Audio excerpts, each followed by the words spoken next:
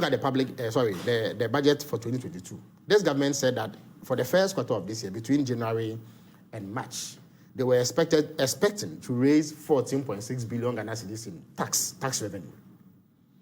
At the end of the quarter, they were able to raise 12.8 billion Ghana cedis. Now, even if we were to overlook the difference, we paid for debt service to the tune of 13.9 billion.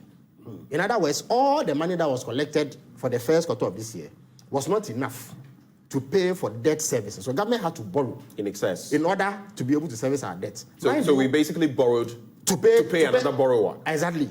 And we're not even paying all the principal. We're paying interest and then a bit of the principal.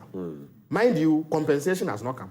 Statutory payments has not come, and other payments. Now, because of this, government barely has money to do anything else. If you look at the same budget, 2022, they said the first quarter of this year, they were going to pay 1.3 billion Ghana cedis to contractors who they owed.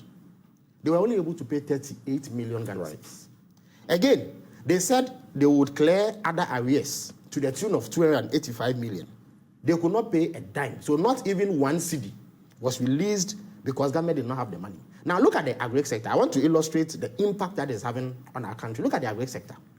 You know that since 2020, this government has owed to the tune of 485 million Ghana cedis to fertilizer suppliers. Right. Indeed, there's one company called Idisal. Yeah. They supply the northern part of this country with fertilizer.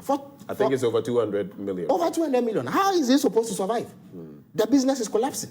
Seed suppliers are also owed 205 million Ghana cedis. They cannot pay school feeding caterers. Contractors are owed over 8 billion Ghana cedis. Indeed, for 3 straight years, they've not been able to print textbooks for basic school pupils. LEAP beneficiaries. Indeed, we had to get a bailout of 40 million Ghana cedis from the World Bank about 2 months ago before we could pay LEAP beneficiaries who are the lowest of the low in our country in terms of economic capacity.